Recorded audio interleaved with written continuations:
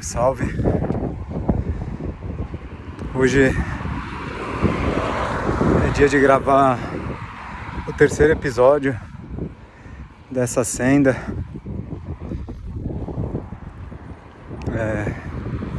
Hoje aqui é um sábado ensolarado, um sábado bonito. Aqui atrás de mim tá a praia da Foz do Arelho. Mais lá ao fundo, vê-se bem ao fundo Peniche. Também vê-se em meio às nuvens as Ilhas das Berlengas, aqui no oeste, na Costa de Prata de Portugal. Fazendo uma caminhada aqui perto dos passadiços da Foz do Arelho. Um lugar mágico, um lugar muito especial, bastante selvagem. Uma praia que, embora tenha se feito e faz-se aí grande força para que ela também se torne turística, mas que tem uma essência muito natural e até selvagem mesmo. O mar é bem agitado, hoje mesmo estava bem grande. É um lugar de muita conexão e agora durante o verão recebe bastante gente da Europa e do mundo, mas é sempre agradável, né? É sempre tranquilo, suave. Existe um grande equilíbrio entre a atividade dos seres humanos e o movimento natural das coisas, né? Da natureza. Hoje, por ser esse episódio número 3, o 3 é um número muito importante, relevante. Todos são, né? Os números naturais, todos eles. E alguns números compostos também. Na verdade, todos, né? No fundo tem algum significado, tem uma frequência específica. E movimentam a matéria, né? Por consequência, de alguma forma. Mas o 3, ele está representado em todas as religiões, em todas as filosofias, como a Santa Trindade, né?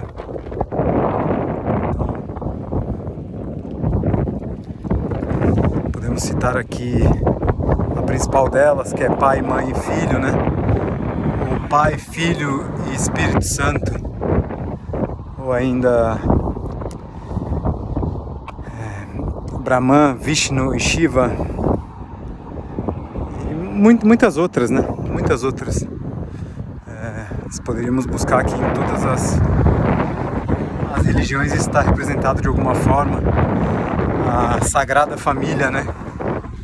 Também, até recentemente, lá em Barcelona, foi finalizada depois de muitos e muitos anos em construção. A Sagrada Família, que é uma grandíssima catedral, das mais relevantes do mundo em design, né?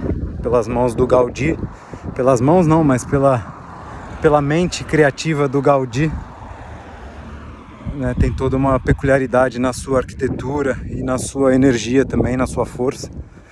Eu tive a graça de estar lá pessoalmente há quase exato um ano e ainda estava por finalizar aquela pontinha lá de cima, que foi finalizada agora há algumas semanas, meses, que é justamente a Torre de Jesus Cristo, né? E por quê, né?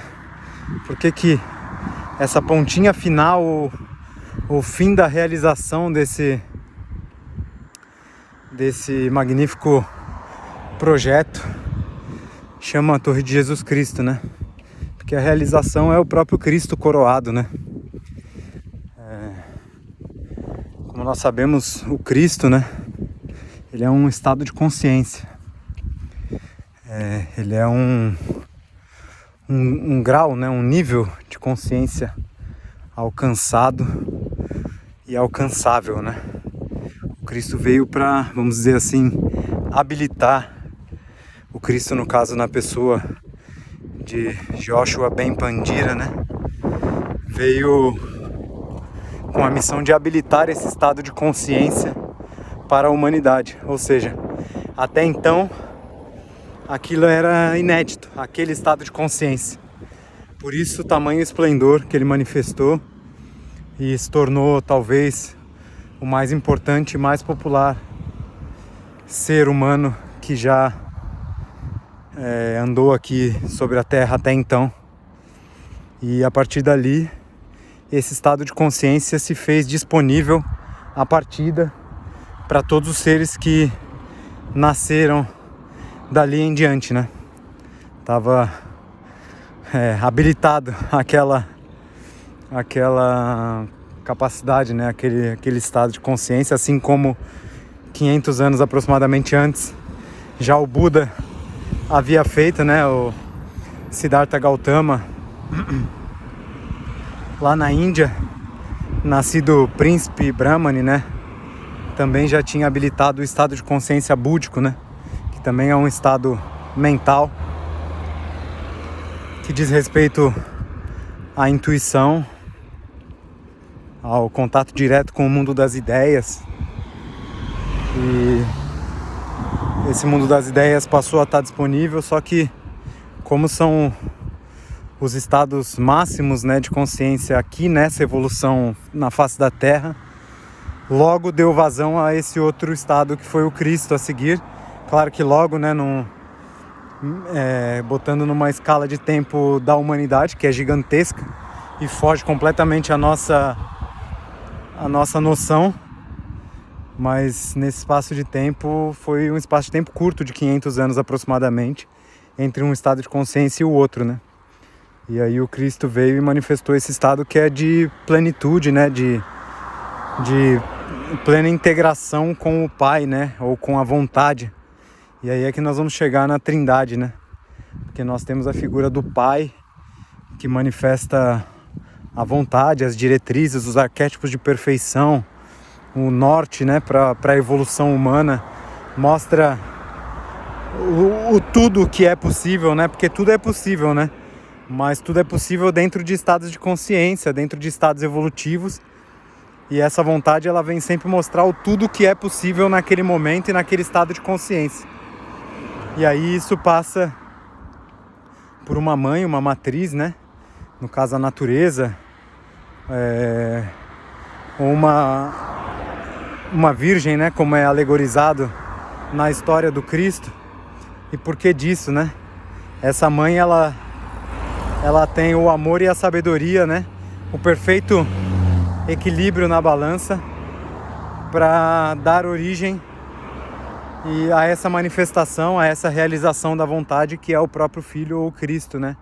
Coroado daí, né? Mas é interessante até falar nessa pessoa da Virgem, né?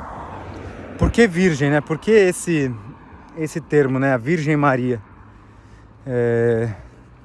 Primeiro porque é um filho sem pai físico, e isso significa uma vontade que vem de outro lugar, né? Que não vem da matéria, né? Uma vontade que transcende os impulsos meramente materiais, né? Porque existem dois impulsos, né? Que todos nós recebemos constantemente, que um vem do alto e outro vem de baixo, que vem da própria terra, né? Que é um fogo da terra que nos dá ímpeto de agir, de evoluir, de criar, de manifestar, de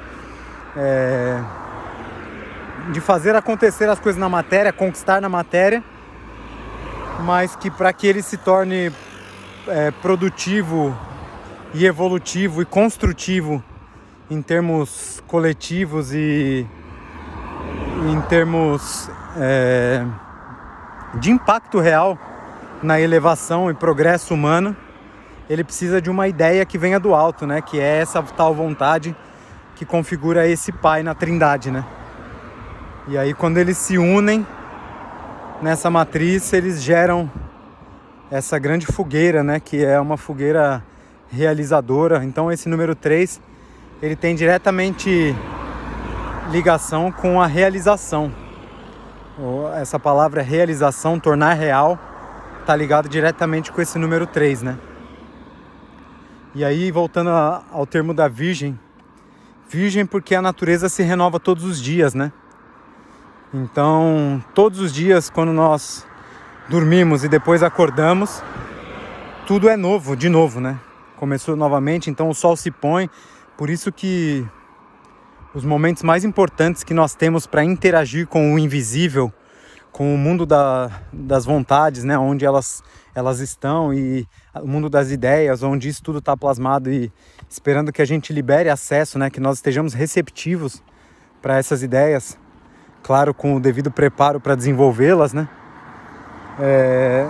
É no momento em que o sol toca o poente, né? Ou seja, o sol se põe, e no momento em que o sol nasce, são os momentos mais propícios para nós entrarmos em contato com essas realidades. É o momento em que se iguala o visível e o invisível, né? Por isso que há muitas instruções em relação à manifestação, à lei da atração, esse tipo de coisa. Sempre fala desse momento, né? O antes de dormir e logo que desperta-se, né? Mas isso está dizendo respeito diretamente ao momento do nascer e do pôr do sol, né? Porque num mundo ideal, em perfeita ressonância com os ritmos da natureza, nós dormiríamos e acordaríamos muito próximos dos momentos do nascer e do pôr do sol, né? Para que nós estejamos acompanhando esse ritmo da natureza. E aí é nesse momento que está ali guardada uma grande chave para buscar ideias, né, no mundo das ideias, para meditar essas ideias e para torná-las reais, primeiro dentro de nós e depois fora de nós. Então nessa renovação da natureza acaba se tornando uma coisa comum, né, vulgar para nós, saber que o sol vai nascer e saber que o sol vai se pôr, mas em outras civilizações isso era tido, tinha muita sacralidade nisso, né, porque eles não eram cercados de certezas como nós somos, né, de comprovações científicas e de dogmas desenvolvidos há centenas e milhares de anos. Então realmente dava-se muito valor para cada vez que o sol se punha e cada vez que o sol nascia, né? E essa relação de sacralidade com o sol e com essa realidade solar trazia o entendimento de que todos os dias é uma nova oportunidade, de que todos os dias a natureza se renova e, por consequência, nós também devemos nos renovar, né? Por um lado, isso pode soar e inspirar alguma noção de inconsequência, né? O desapego, essa questão de deixar para trás o que passou e olhar para frente e fazer agora o melhor para construir o amanhã. Mas a verdade é que numa realidade futura e ideal, e não só futura, né? Porque no presente já há muitas pessoas vivendo assim, né? E cada vez mais, porque isso é um norte para a nossa evolução, né? Não ficar carregando peso e bagagem, né? Num horizonte mortal em que nós buscamos a imortalidade, né? Ainda que de maneira muito utópica e até ilusória, mas é uma imortalidade que transcende a morte como nós conhecemos, né? É mesmo uma Eucaristia, né? A manifestação do Cristo em nós, para que nós sejamos um com a vontade do Pai, né? E aí o Cristo na pessoa de Jesus, ou Joshua Ben Pandira, como eu disse anteriormente, ele era o próprio Deus encarnado, né? Porque ele estava em perfeita comunhão com a vontade constantemente, né? Ele vivia e ele agia de acordo com essa vontade constantemente. Então por isso que quando nós vemos essa figura retratada em inúmeras obras, né, e livros e pregações e tudo, mas até genialmente representada numa série que ficou muito famosa recentemente, o The Chosen. Eu assisti muito poucos capítulos, mas vi que foi muito inspirada, né? E ajuda muito ao mito, vamos dizer assim, ficar palpável, né? E mais compreensível. Nós vemos que havia um desprendimento e um desapego muito grande, embora houvesse também um amor e uma sabedoria muito grande também em relação a tudo e a todos, né?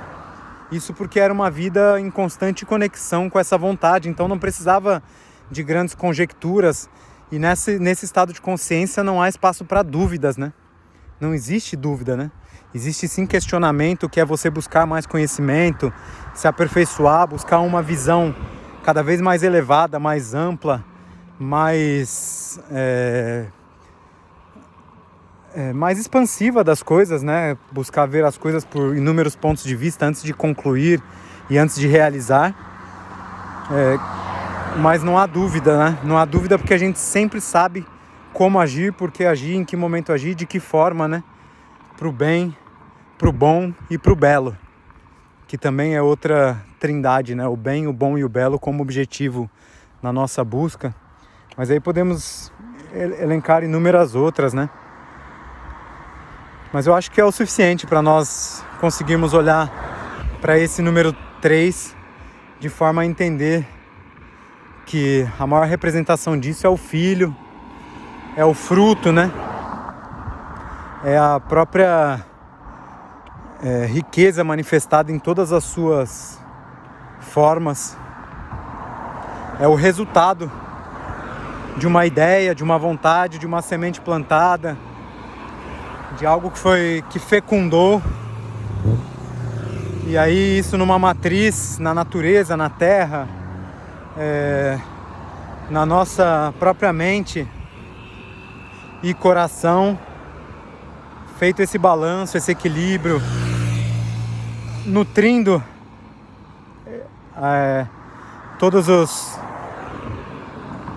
aquilo que é preciso para essa germinação, para que surja esse fruto, para que surja esse resultado, esse filho, esse estado crístico. E aí ele vai viver, vivenciar, se desenvolver, para que do trono ele chegue à coroa e seja coroado. E aí passamos para uma próxima visão, para uma próxima vivência, para uma próxima realidade, que embora pareça distante, está muito mais perto do que a gente imagina. Fraterno abraço, feliz sempre. Gratidão.